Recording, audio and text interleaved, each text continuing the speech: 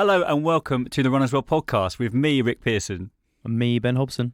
And me, Jane Maguire. Today we're talking with Sam Murphy about the joys of running without your watch. Throw away technology and have more fun. What do you say, Jane? Is that in the joy plan, Jane? I say no. No, I say this should be part of the joy plan.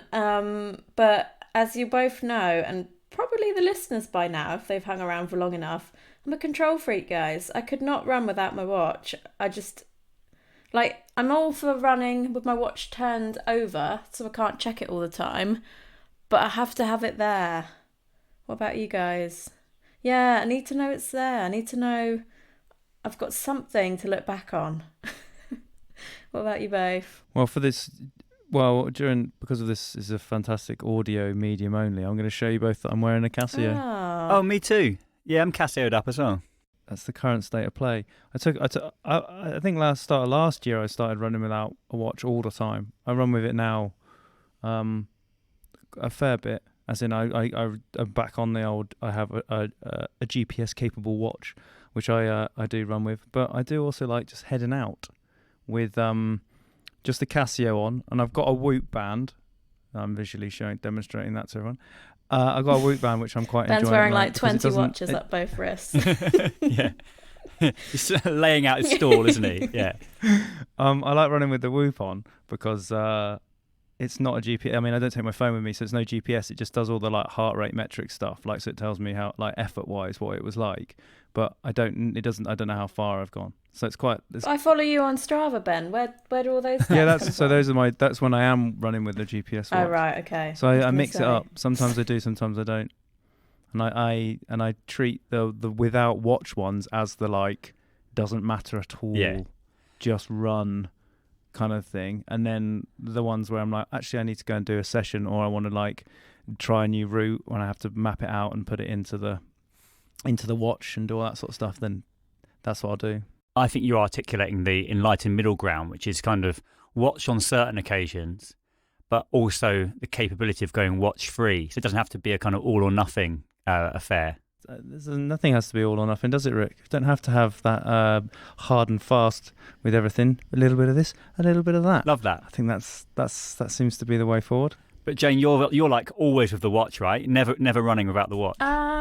Yeah, no, I am. I think because I have this idea in my head that if I don't do 20 miles a week, something's going to happen. The sky will fall in, or it's like this is like a bit like Lost, honestly, isn't it? Like Jane's the one on the machine making sure the time clicker doesn't reach 0 or whatever it is. This is a deep dive into my deluded world. But yeah, so I'm like, if I don't have a watch on, how will I know where I am on that 20-mile a week target? There's some differing opinions in here, to be honest with you. It's divided the room, the idea of running without a watch. Yeah. It's been a very unexpectedly interesting experience, actually. Some people say the same thing about the Run As Well podcast. It divides opinion and is an interesting experience. Surprisingly interesting. I think that's it. So look, welcome back, Sam, to the Run As Well podcast, and thanks very much for your time. Fascinating subject. As I say, there are some pretty differing opinions. I was going to say in the studio, it sounds too professional, doesn't it? It's just like in various rooms around the land, running without a watch. So from your perspective, what motivated giving up the watch this time? Why did you want to go watch free? Well, it essentially boils down to the fact that my watch broke when I was on holiday. It wasn't really one of those kind of deeply thought about experiments. It was very much that I was away from home and my watch just completely died, and I tried all the things that you're supposed to do, like pressing all the buttons at once and holding down for 7 seconds or some precise measure, and I just could not get it to come back to life. So it was sort of forced upon me. But I decided, being the positive soul that I am, I decided I would sort of embrace it and see where it took me. And I'd love to be able to report that since then, so that was very beginning of the year, it was a New Year holiday, so I've smashed all my PBs and never felt better running. I'd like to report that to you, but unfortunately, that isn't the truth of the situation. Well, what has it been like though? Like, has it been awful then, or what? Well, yeah, I mean, it's interesting because when I wrote my column about it, I did mention some research that said that when people didn't know how far they were running, I think it was a 6K, strange distance, but I think it was 6K. And when they didn't know how far it was, they were slower. And I'm afraid that I found exactly the same thing. Yeah. I've done 3 park runs, and each one has been slower than the last. Interesting. So it's not really been going the way I hoped. There have been some positives for sure. I really enjoyed the freedom of just setting out with no set time goal, no set distance goal, no set pace goal, just going out and running, very literally by feel, and just thinking, oh, at some point when I feel like it, I'll turn around and go home. And also it takes away so much of the sort of regimentation of running that we impose upon ourselves. Like you might run past a friend and not stop to talk to them because, that's going to mess it up, isn't it? So you're just sort of, oh, I'm running, sorry, just run past, and you wouldn't maybe stop to look at a nice view or to watch something happening in nature because that's going to, skew all your minutes per mile. And so I really liked the freedom of that, but quite quickly I found I was very directionless with my running. I didn't feel I knew how much I was doing. As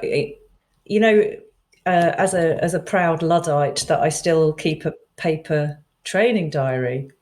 I've heard that there's some things you can do online. I think there's something Strava. Nah, that's no point. No, of course I've been on Strava, but I've still used a paper training diary for ever since I began running, and I would sort of open the diary and think, well, what did I do? Did I go running on Monday? I would really annoy my husband saying, what did we do Tuesday? Did I go running on Tuesday? But then I might think, oh yeah, I did go. I remember going, but where did I go? What did I do? Didn't know how long it was for. So it felt like it was just, as the old adage says, that it didn't really happen because I didn't have any kind of recording of it. What about you guys? Have you experimented with the no watch? No. No,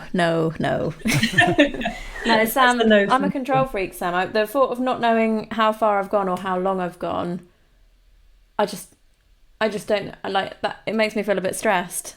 But maybe I need to try it because I feel stressed. Maybe that's a sign that I should. But I also think there are benefits to not, because I remember my first London Marathon, my watch just went mad. And I then was like, oh my God, I don't know how to function as a runner without my watch. So I 100% am on board with there are positives to not having it, but it stresses me out. I don't know how you've been doing this for 4 months. 4 months, yeah. I think that what I've really realised, it's kind of really narrowed it down or honed it down to what it is. I was, it was like it gave me an opportunity to go watch free, my watch breaking. It wasn't something, because initially I was like, oh God, I'm going to have to buy another one. Started, looking on my phone, looking online to sort of get one as soon as I could. And then I thought, hang on a minute, this is an opportunity to sort of escape the watch's, grip, really. And what I've realised is it's that feedback that the watch gives you. And I don't mean feedback in the sense of you ran for 6.3 miles or that you ran an average of whatever pace. That sort of feedback is fine because that's not judgmental feedback. That's just telling you the facts. What I really object to is the way watches now give you judgments about your performance, because I just do not buy the accuracy or the efficacy of those performance judgments. So, anyone familiar with the whole unproductive thing on the brand that many of us wear?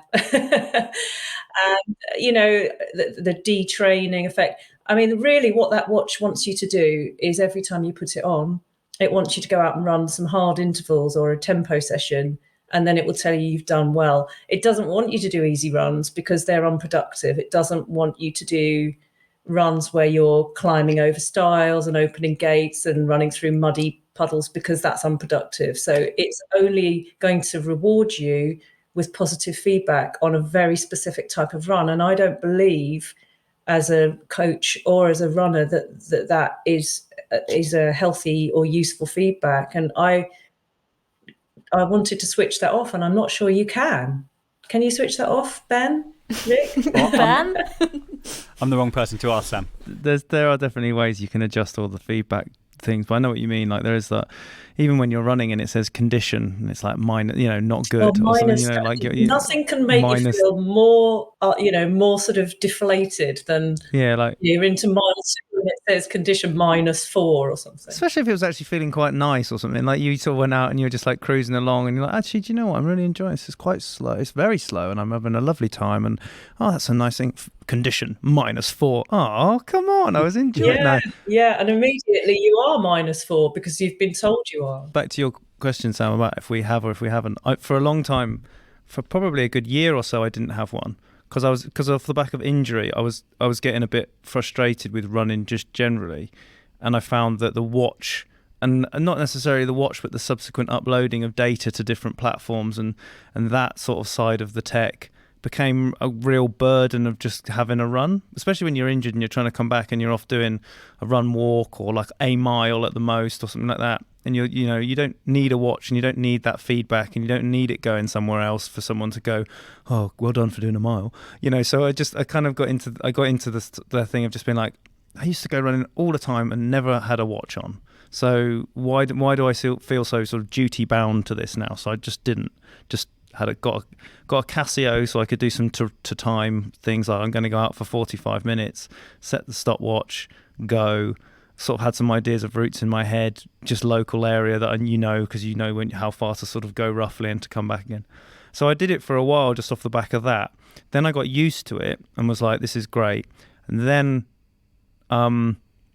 I was using them, and then like sort of work gets in the way. There's a weird sort of conflict here, but like obviously the work stuff is that we get sent product to test, so I had to sort of like start testing things once I was running again, and then they sort of encroached slowly into my life, and then I had a GPS watch on my wrist again, and then I was uploading I was creating routes in Ordnance Survey maps and uploading it to the courses and tracking everything, and I was back in, and it hooked me straight back in, and I was uploading every single metric that I've ever produced, and now I've kind of found a middle ground where there are runs for work where I'm testing stuff or where I want to use the navigation, or there is a sort of functionality in a watch that's useful and I'll use one, and then the other times I just don't bother. I just go for a run.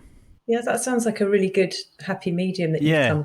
That's funny you said you bought the Casio. I bought the Casio as well. It's got the most tiny screen I've ever seen on watch, and I can actually quite.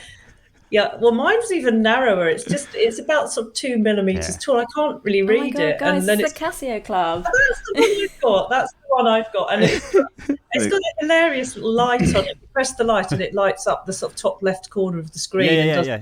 Light up any of the digits. I think we should make it really clear to our readers that we're not sponsored by Casio in any way. Not sponsored by, not yet. This is not Casio. Yeah, it'd be the weirdest running watch sponsorship, wouldn't it?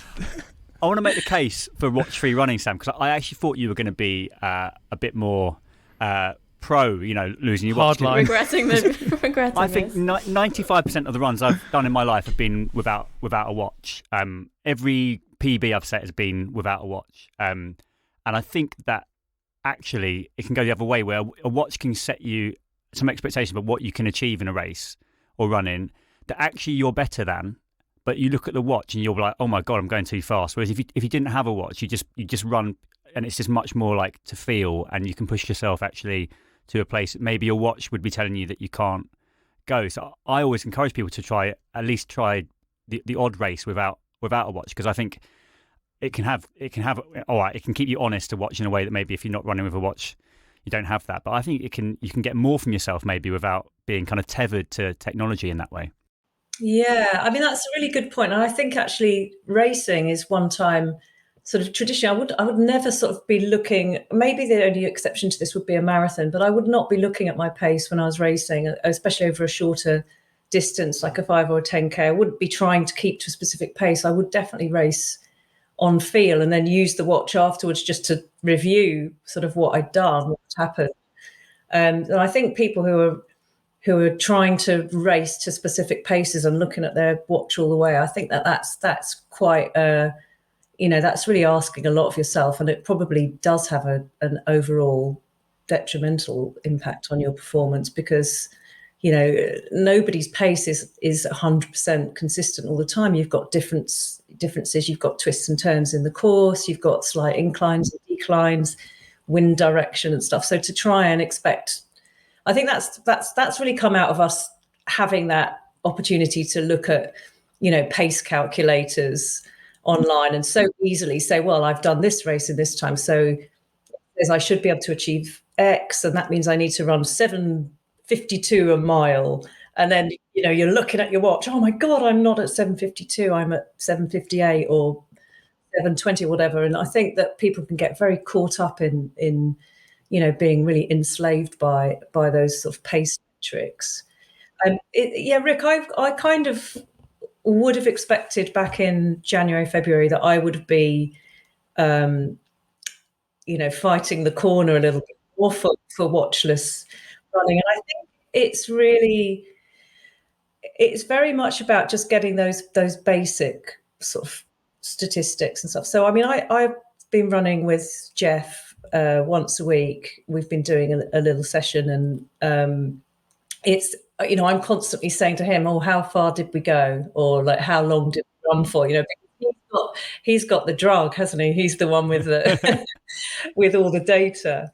But it was quite funny because we came back last night and we were just on our way back from the run. And as we just sort of came to outside the house, he said, we've done 5.96 Oh my God. miles. James, James is not going to be able to handle this. And I went, fine. I said, fine, that's 6 miles then, and walked up the garden path. And I think probably if I'd have had a watch on my wrist that said 5.96 miles, I'd have gone up the road and done a little U-turn and come back down. Story of my entire life, Sam. Yeah, but you see, I will probably, I'll go ahead, if I remember, by Friday, I'll be saying, Jeff, what did we do on Tuesday again? And I'll write 6 miles anyway. Because yeah, exactly. Between. I don't even think the GPS is so accurate that 0.6 or 0.4 or whatever it is that you're missing. There's probably some wiggle room there anyway. It's interesting what you're saying as well. The other thing about it's not just the pace thing that can be sort of the constant constraint. Is actually if you get into heart rate zones with watches as well. I found that's been like a big one, where you sort of like the zones that it then tells you need to stick in, or you certainly think you're prescribed to whenever you start running. And as you're saying, Rick, especially with races and thresholds and stuff like that, you'll be running along and you might have set your maximum heart rate for like 170 something, and if you've got your watch on and it starts telling you you're at maximum, you'll ease off or something because your perception is that you're at threshold, so you don't want to become anaerobic and just like blow up and all this sort of stuff. Whereas if you're just out there pushing it, we had a really interesting tale of this was when we had Andy Badley on, and he was telling when he set the parkrun record, and he was saying his coach was behind him with the watch. Andy didn't have his watch on. He was in Olympic form. He didn't have his watch on, and he was running Bushy Park. And Andy, his coach, was behind him, and he was like, well, keep going. The watch broke. The watch stopped working halfway round, and Andy just kept going. Yep, you're on pace. Keep going. And so Andy just kept on running. He thought, wow, this is really, really hard. It must be like there's something wrong or whatever. But he had no idea that he was running how hard he was running, and he did it. And he didn't have all that information telling him to stop because the watch wasn't working, and he sets a parkrun world record. So it's kind of, there's that concept even even at an Olympic level that you're sort of watching or using this training device, because that's what it is. It's a training device, this metric. But actually, if once you sort of either get told differently or you ignore it, there's a massive amount of potential there. Definitely. I mean, it's a sort of slightly different example, but when you look at hydration, and I know there are monitors now for hydration, there's sort of skin monitors and things. And, when Gebre Selassie set the marathon world record, a few years back now, but they were doing studies at looking at dehydration levels in athletes at the time. And at the finish line, he was 9% dehydrated. Now, we all know the classic 2%, if you're 2% dehydrated, your performance is going to really suffer. Well, I mean, if he'd have been wearing a monitor and it said, 2%, we've passed 4 now, and now we're down to 6. I mean, maybe he would have eased off, and then maybe he would never have got that record. And I think, we do need to think a little bit harder about what we're monitoring and how much how much we're sort of listening to all these different parameters that we're measuring, because all of that is drowning out our own body's feedback. And the more we become reliant on all of those external things to measure, then the less sort of attuned we are to our own feedback, and the less you trust your own body's feedback as well. You might, like you said, Ben, you might actually be feeling quite good, but your watch tells you you're -4, and suddenly you don't feel so good anymore. And, well, actually, maybe I am, pushing it a bit much today or whatever. So I do think that we need to, I mean, it's letting, using the technology, but not letting it use you, and not letting it kind of take over your running. And so I'm really glad I've done this break from having a watch. And I must say that I haven't missed Strava. Do you think will you go back on? Is this a sort of, are you going to make up with your watch, Sam, and get back on this, or do you feel like that's something? Well, I thought I'd talk to you today and see what I thought. I've got one in my shopping basket online. Very basic, a basic one which doesn't do all this, predicting your race performance, your VO2 max. It doesn't do all that. It's a very basic one. But it is GPS, so it will tell me how far I've gone and pace and stuff. And I'm just I've got it sitting there, but I'm not quite sure yet whether I'm not quite ready yet. But I think, with Strava, I mean, it's not so much that, it's not like all the people who I would be communicating with on Strava would be saying, oh, well, you ran a bit slowly today, or what's wrong with you? But those are the judgments, I think, that we're kind of putting on ourselves, because we know that data is out there in the public domain. And so it's not that you've got all these horrible people saying horrible things about your running, but it's because it's out there, you feel almost a need to defend yourself if you don't run well. And, the amount of people who put was running with the dog or easy day after race, that we're all trying to explain why we weren't as brilliant as we should have been. And I kind of don't miss that. And I'm not sure that I would be going back into Strava. Don't do it, Sam. My Garmin Connect account is completely private. That's my journal of like, what if I ever go out with one. And so just disconnect it from sharing your data, and then just, keep it as a log. But I mean, I'm going to say get the watch, because I think it is in the weapons arsenal of running things. I think it is really they are really useful. Just that there's this bit of technology that you can wear, and it tells you how fast your sort of average pace is, and as a learning device, that's fantastic. Just like judging pace and effort.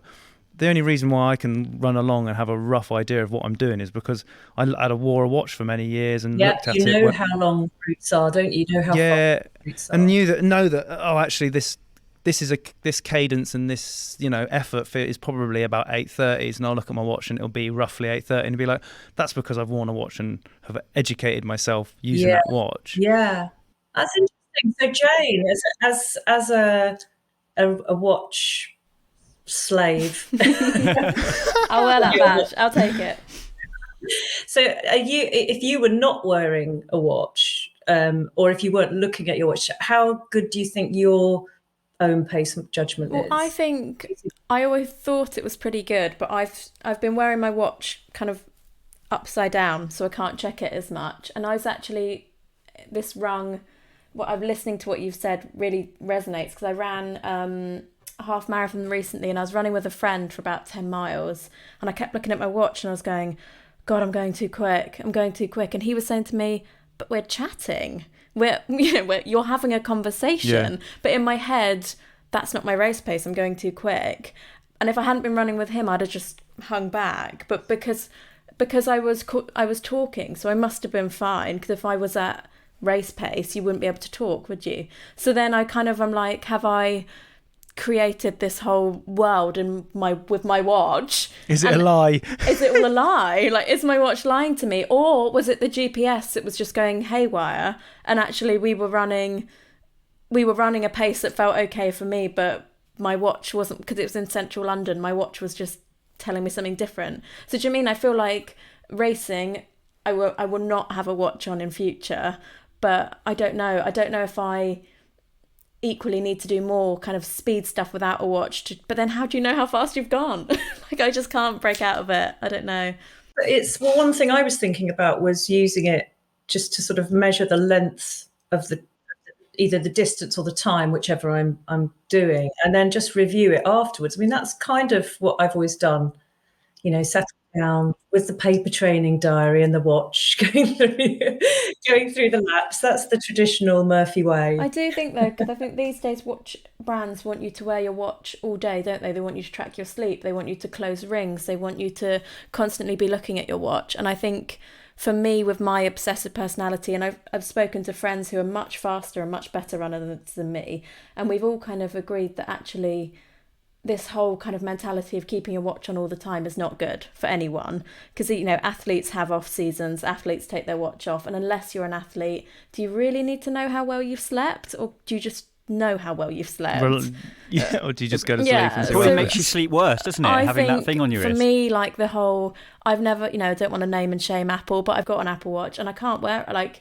the obsession with having to close rings and do things to make my watch happy stresses me out. Yeah. So I don't know if as a coach whether there's, do you advise people to take their watch off when they get in from a run, or do you think there's benefits of tracking things? I don't really think there's benefits when it's, the way you're describing it, it really does feel like you're saying to keep the watch happy. I mean, that it's real, I used to call my Garmin HAL, because it was like the computer that sort of started out being an ally but then became an enemy. It was just constantly undermining me by telling me I was unproductive or detraining. I mean, those elite athletes you just mentioned, if they're in their off season, they've just had a fantastic season, and then they're just winding down a bit. Well, they're going to get that message, aren't they, every day? Detraining, and even at the highest levels of sport, we're all human, and we're all affected by the sort of feedback and messages we're getting, and that could be really sort of discomforting, I think, for somebody at that level. But I mean, I've been doing some quite fun things. So we've been doing these hill reps, and I don't know how sort of long they are, but I can start. Jeff's got the watch, so he's kind of doing that. He just stops and I stop when he stops. And then I was using a stone and leaving it where I got to, and then going back down, and then starting at the same place, and then running up again, and then moving the stone up a little bit if I got further, or leaving it where it was, and then jogging back down, and then on the next rep, so each time you're trying to sort of move the stone a little bit further up the hill. So that was a good one. That's nice. I like that. Yeah. Yeah, and you can do the same thing if you've got a loop, a sort of circular route. If you're going to do laps of a sort of a circular route, you can move it round on each lap. But you do need to know how long you've been running for if you're going to do that. So you need the Casio. you need the Casio. I mean, I remember we used to do a hill session, which was just, you need a hill with lampposts on it, but you would do to the lamppost, walk back to the 2 lampposts, walk back to 3, back, 4, back, and you would do that and sort of pyramid it up and down. that was a good one. Didn't need to know how far it was. It was just basically effort. You just go fast and then rest and then fast and then rest, and you're up a hill, and all of a sudden you're exhausted, like you've been doing 4 times 400 plus 3 minutes of whatever, and actually just it's just not as structured, but it's still, that's the thing, your body doesn't know what the structure of the session is. It's really irrelevant. It's just about did I get pushed into this intensity level, or did I not, and how long was I in it for, how much had I recovered, how long had I recovered for in between one effort and the next. And all of those things are quite arbitrary. I mean, that's where fartlek really comes from, the idea that you respond to the terrain that you're running on. So if it's a really difficult terrain, uneven, and it's traditionally done through the sort of Scandinavian forest. So if it was difficult terrain, you'd be going much slower, and then you'd find a nice ride, a nice open space, and then you'd be whizzing along, and then you'd be sprinting up a little hill or something. So it's very just unstructured, but still lots of effort going into it. And I think we can replicate that with watchless speed training. Yeah. It was funny you were saying, Sam, because it really resonated with me about when you're running watchless.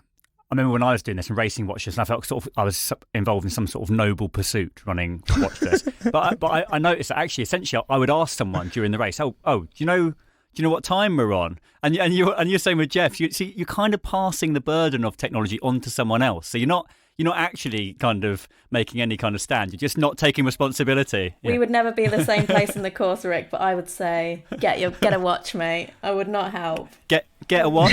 Yeah, and people were really nice, but they were absolutely entitled to be like, get an effing watch. Do you know what I mean? Yeah. Rather than, oh man, I'm just running free. And it's like, well, you're still actually bothered about time. So I feel like if you're doing that, then the very least you need to do is have a Casio, because it's not fair, is it, to sort of, just to be clear, other very cheap stopwatches are available. Get a stopwatch. A large stopwatch, yeah. Shout out Timex. Yeah, It's hard to go completely off grid, is what I'm saying. And I think if you're not careful, you can end up putting the responsibility for sort of metrics onto your running partner, and that's not fair either, is it? No, yeah, I think sort of just to sum up, I suppose, where I've gone through it on my sort of mental journey is like feeling like a sense of a honeymoon period, I guess, of feeling quite freed, and also that was partly to do with coming off of Strava as well, and not having yet another thing to kind of look at and check and see, who's done what, all that. So it was kind of quite nice to free myself from that. And I was like, oh, this is great. I can just stop when I want. Then a sort of sudden harsh reality of a park run and a 10K, which both were like very disappointing. And then thinking, okay, well, I think maybe I've just been training less, because I haven't had such a sort of such a focused eye on what I'm doing. I think I've actually just sort of slacked off. So then I, made a bit of an effort to run a bit more, and then did an even worse park run. And then at that point, I just thought, well, I just feel a bit lost. I feel a bit directionless with my running. I don't have any structure. I'm not doing X number of easy runs and a speed session or whatever. So I felt like I wanted to put some structure back, but it's just coming back to a sort of a midway point rather than all the way back into measuring everything to the nth degree.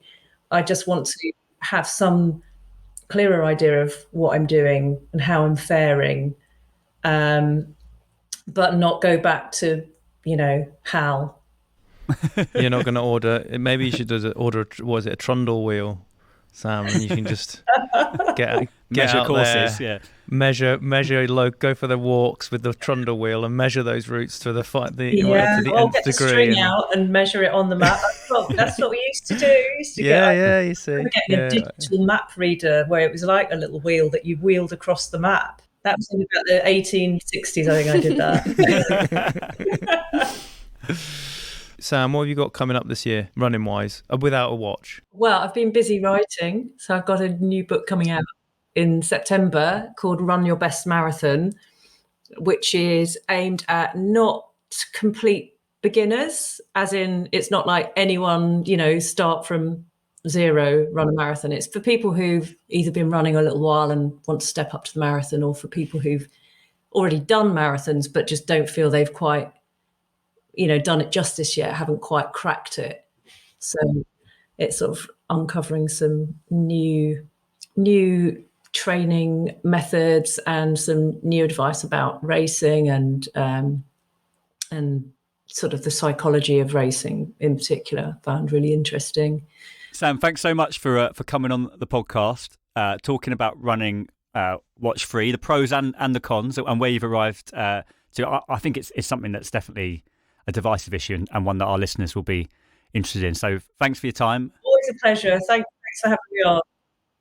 So that brings the end of this week's Runners World podcast. A huge thanks to our guest, Sam Murphy, and to you, of course, for listening. If you've got an opinion about running with a watch or without a watch, we'd love to hear it. And that's podcast@runnersworld.co.uk. You can subscribe to a newsletter, the magazine, loads of different things from Runners World. Merchandise. Yeah, videos. You make videos now, Ben. Well, you know what, Jane? It's the future. So there's all sorts of fantastic content on runnersworld.com/UK. So get in the mix. Subscribe to the magazine. That's a given that you'll just enjoy that. And there's just generally loads of stuff out there that we produce and make and review and test. And you should just absorb as much of it as possible because it's all fantastic. But if you only want to listen to the Runners World UK podcast, that's fine too. And you can find us on Acast, iTunes, all of the best podcast apps out there. And just subscribe and then you'll, see us at the top of your feed every Tuesday or Wednesday. Every Tuesday. That's right, Jane. Every Tuesday. Tuesday. I'm going to go subscribe now, so do it too.